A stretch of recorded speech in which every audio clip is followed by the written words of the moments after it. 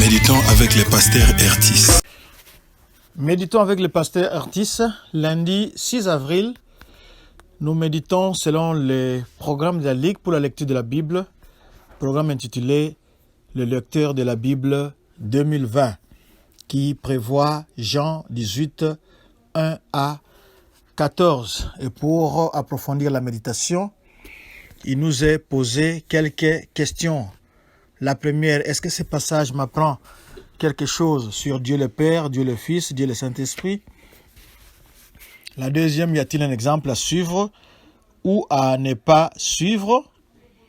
La troisième, quel verset m'interpelle le plus? La quatrième et dernière, pour ma prière, y a-t-il quelque chose que Dieu me montre dont j'ai à me repentir, auquel croire et obéir, pour lequel les remercier et les louer, pour lequel lui formuler ma demande? Dans ce texte, Jean nous parle d'abord de Jésus à Gethsémane, Jésus trahi et arrêté, Malchus frappé par Pierre, Jésus conduit auprès du souverain sacrificateur. Ce sont les quelques sujets que l'évangéliste Jean aborde dans cette portion. Prions d'abord.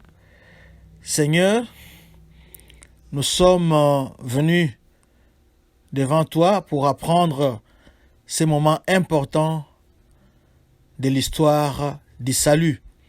Comment tu t'es arrangé pour sauver les pauvres pécheurs que nous étions. Merci d'avoir pourvu au sacrifice en nous envoyant ton Fils Jésus-Christ, car toi tu es le Dieu qui donne d'abord, et il n'y en a point d'autre comme toi. Bénis ces instants, remplis-nous du Saint-Esprit, parle à tout un chacun au nom de Jésus-Christ. Amen. Le verset de la semaine, c'est le psaume 117, verset 1 ou verset 1er. Louez l'Éternel, vous, toutes les nations. Célébrez-le, vous, tous les peuples. Car sa bonté pour nous est grande et sa fidélité dure à toujours. Louez l'Éternel. Nous pouvons dire que c'est le psaume 117 du premier au deuxième verset. Nous commençons au premier verset ici pour notre méditation. Lorsqu'il eut dit ces choses, Jésus alla avec ses disciples de l'autre côté du torrent du Cédron, où se trouvait un jardin dans lequel il entra, lui et ses disciples. Jésus vient d'instituer la Sainte Seine. Il a prié pour ses disciples. Ils étaient dans la chambre haute où ils ont fêté la Pâque. Maintenant, ils sont en train de sortir pour aller au jardin de Gethsémane, un lieu que les disciples connaissaient parce que c'était un lieu où Jésus se retirait dans le calme pour prier et surtout aussi pour enseigner ses disciples. Alors, ils se sont rendus là-bas. On nous décrit les torrents du Cédron. Le torrent du Cédron, c'était une petite rivière, un ruisseau coincé entre deux pentes. D'un côté, nous avons le temple, le mont des Oliviers. Et de l'autre côté, on peut aller facilement à Bethphagée. Alors, le verset 2 nous dit, Judas, qui les livrait, connaissait ce lieu parce que Jésus et ses disciples s'y étaient souvent réunis. Comme nous l'avons dit, et à cette époque-là, les disciples n'étaient pas enseignés dans une salle de cours. On pouvait les enseigner tout en marchant, comme on pouvait s'asseoir dans un endroit calme. Quand Jésus n'est pas en train d'enseigner les foules, il pouvait être là, dans le calme, avec ses disciples et les enseigner. Alors, le verset 3 nous dit, Judas, ayant pris la cohorte, et des huissiers qu'envoyèrent les principaux sacrificateurs et les pharisiens vinrent là avec des lanternes, des flambeaux et des armes. Ici, nous voyons que la scène se passe la nuit à cause de la présence des flambeaux et des lanternes. Et Judas, le traître, est parti prendre la cohorte. La cohorte, c'était une partie de l'armée composée de 600 soldats. Mais nous ne pouvons pas dire que tous les 600 étaient venus. C'est une figure de style. Tous les 600 ne sont pas venus, mais au moins un grand nombre étaient là pour accompagner les juifs, les huissiers juifs du Sanhédrin qui voulaient arrêter Jésus-Christ. Pourquoi la présence de cette cohorte? Pourquoi la présence des soldats romains? C'est parce que les autorités juives ont présenté Jésus-Christ comme étant un individu dangereux, capable de mener une révolte.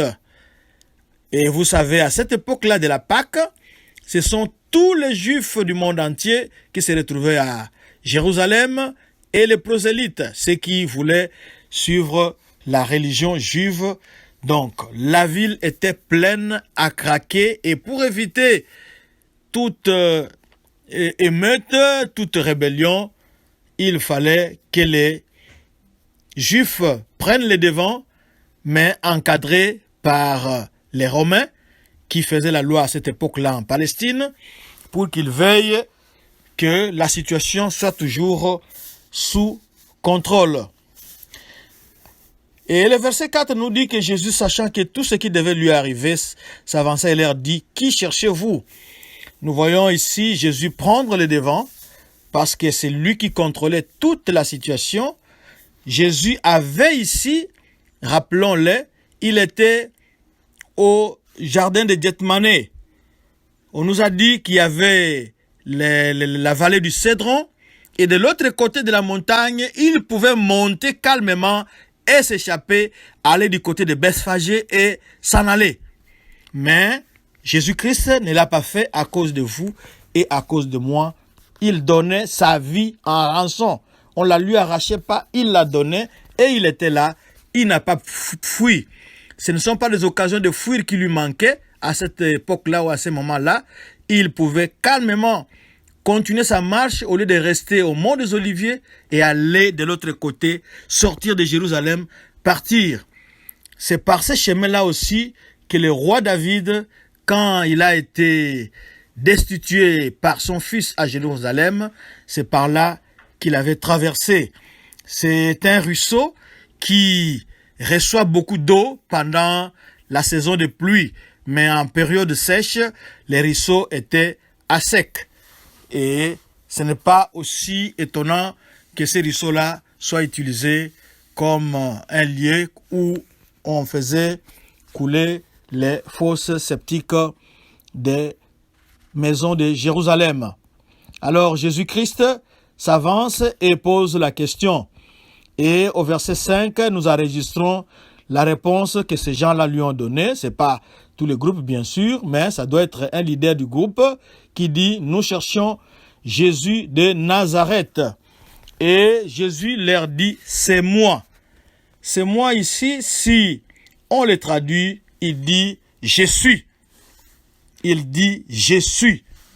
Et c'est une affirmation claire et nette qui montre que Jésus-Christ était Dieu. Il dit « Je suis ». I am, je suis. Et c'est une réponse qui a bouleversé ceux qui sont venus l'arrêter.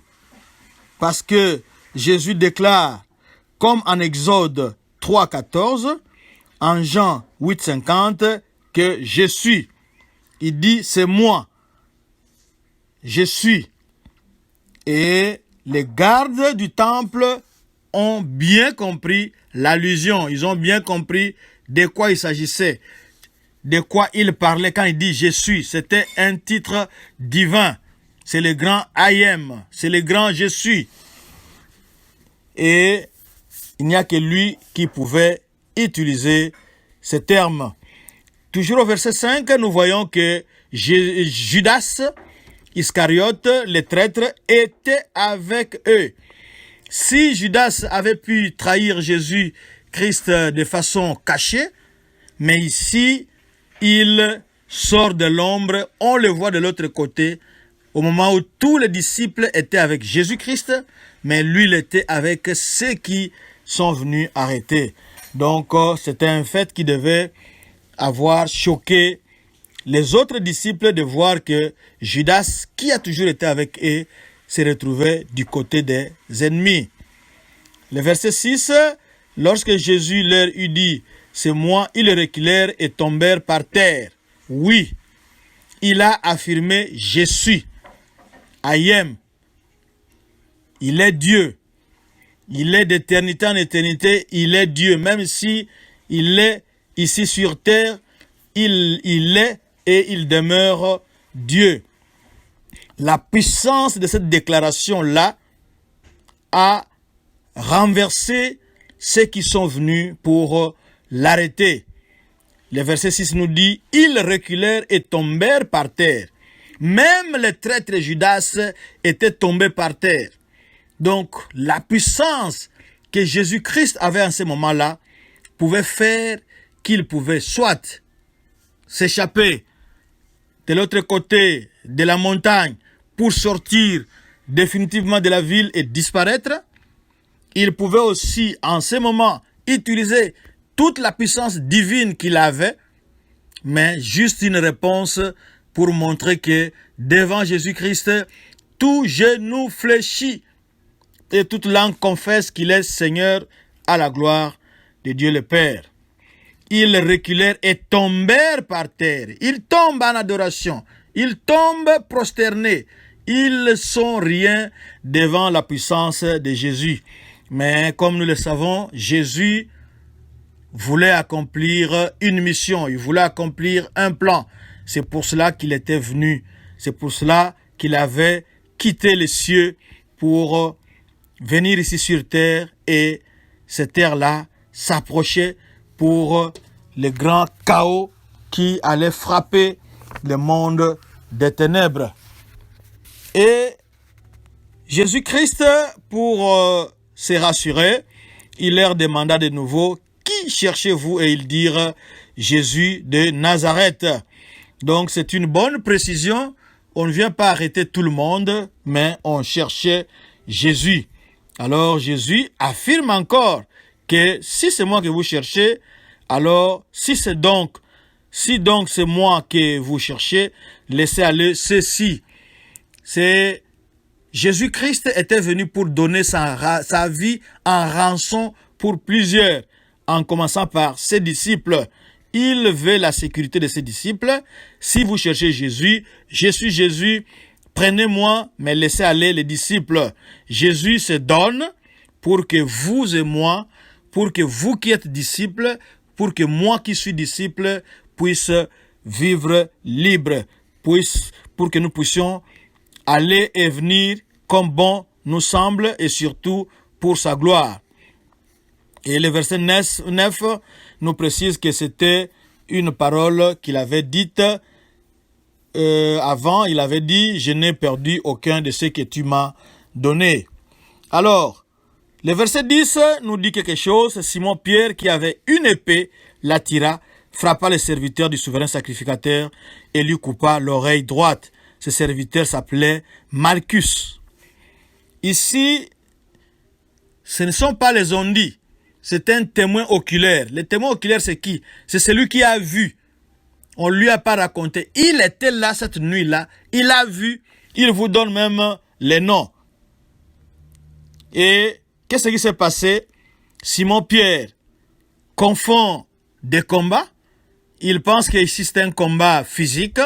Il tire son arme et Dieu lui permet seulement de couper l'oreille. Il pouvait couper la tête du serviteur. Mais Dieu permet simplement qu'une oreille tombe afin que puisse s'accomplir aussi un miracle. Et l'oreille droite. C'est pour dire que c'est vraiment un témoin oculaire. Et le nom, c'est Malchus. Ici, si ça dépendait de la force physique, Jésus pouvait se défendre. Mais Jésus vient de montrer qu'il est Dieu, qu'à sa parole seulement, il avait toute sa puissance avec lui en ce moment-là. Il pouvait balayer tout ce qui était venu l'arrêter. Mais il ne l'a pas fait et il s'en remettait au plan de Dieu. Nous aussi, nous devons nous remettre au plan de Dieu au lieu de chercher à nous défendre nous-mêmes, au lieu de chercher à nous battre nous-mêmes. Ici, il faut tout laisser entre les mains de Dieu parce que la situation était sous contrôle du Très-Haut. Et Simon-Pierre a utilisé sa force comme lui il était prompt. Il était quelqu'un qui réagit au quart de tour et il avait coupé l'oreille du serviteur. Alors, au verset 11, Jésus lui demande de remettre son épée dans le fourreau. Le fourreau, c'est l'étui qui protège l'épée pour que l'on ne puisse pas se blesser quand on les transporte. Et il nous signale qu'il avait à boire la coupe que le Père lui avait donnée. Quelle est cette coupe? C'était la coupe de la colère de Dieu. Parce que le salaire du péché, c'est la mort. L'âme qui pêche, c'est celle qui mourra. Quelqu'un qui a péché mérite la mort. Mais ici, la coupe de la colère du Père était pleine à déborder et Jésus-Christ était prêt à boire cette coupe-là. Ce n'est pas pour rien qu'il avait passé du temps dans les jardins pour prier à cet effet-là, pour pouvoir affronter la suite des événements. Et quand Jésus a été arrêté, la cohorte, les tribuns et les huissiers des Juifs se saisirent alors de Jésus et les lièrent. Donc, il s'est donné lui-même, parce qu'il vient de démontrer que s'il voulait parler, s'il voulait utiliser sa puissance, personne ne pouvait tenir devant lui, quand simplement il a dit « Je suis tout le monde couché par terre ».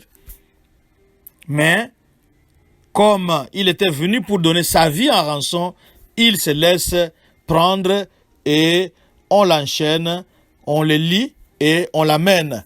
On l'amène au verset 13, d'abord chez Anne, car Anne avait été souverain sacrificateur, mais il avait été déchu par les Romains. Les Romains l'avaient déchu et ils avaient mis à la place son beau-fils, le mari de sa fille. Mais pourquoi sont-ils allés là-bas chez Anne? C'est parce que les Juifs respectaient la Torah, respectaient la parole de Dieu. La parole de Dieu dit que on est prêtre à vie. Alors ils ont commencé par là et quand ils ont fini là-bas, ils sont allés chez Caïphe, qui était souverain sacrificateur placé par les Romains au moment où cette histoire de la crucifixion de Jésus-Christ était en train de se mettre en place. Donc les chapitres ici commencent à nous relater comment Jésus est allé pour donner sa vie sur Golgotha, sur la croix de Golgotha, pour sauver l'humanité. Et le verset 14 nous signale que c'est Caïphe qui avait donné ces conseils-là, qu'il est avantageux qu'un seul homme meure pour le peuple. Oui, nous disons oui à cette parole, il était avantageux qu'un seul meure pour que vous et moi, nous puissions être sauvés. Donc Jésus-Christ a accepté que le plan de Dieu puisse se dérouler. Quand Pierre coupe l'oreille du serviteur, quand Pierre utilise son épée, il voulait, comme toujours, s'opposer au plan de Dieu. Il avait d'abord précédemment interdit à Jésus-Christ de ne pas aller à Jérusalem. Et c'est comme ça que Jésus lui a dit, arrière de moi, Satan. Jésus-Christ était conscient que le plan devait se dérouler et ce plan était sous contrôle du Très-Haut, sous contrôle de Jésus-Christ. Nous nous arrêtons là et nous continuerons par la grâce de Dieu. Que Dieu vous bénisse. Nous allons simplement dire merci à Jésus-Christ parce qu'il avait sa puissance avec lui, mais il s'est laissé faire pour que toi tu sois libre comme il avait demandé aux disciples que si c'est moi que vous cherchez, laissez-les aller. Il s'est pointé, il s'est présenté en sacrifice pour que toi et moi, que nous puissions être libres. Remercions-le pour cette liberté qu'il nous a chèrement acquise au prix de son sang. Prions. Seigneur, nous bénissons ton nom, nous te disons merci d'avoir pris notre place. Tu avais plusieurs possibilités de t'échapper. C'était la nuit, tu pouvais sortir de la ville, tu pouvais utiliser ta puissance divine, tu pouvais aussi te défendre. Nous voyons par exemple Pierre qui avait une épée, et combien de disciples n'avaient pas d'armes à ce moment-là. Les jardins étaient rocaillés, on pouvait aussi prendre des pierres et se défendre, mais rien de cela n'a été fait. Tu t'étais livré. Merci pour ce sacrifice-là. Il n'y a que toi, le Dieu qui donne. Il n'y a que toi, le Dieu qui pourvoit, qui pouvait le faire. Sois béni, sois élevé, sois exalté. À jamais. Amen. Notre adresse, page Facebook, Doxade Olushi. Sur Twitter et YouTube, tapez Doxade Olubumbashi. Visitez notre site internet www.églisedoxadeo.com. Shalom et que Dieu vous bénisse.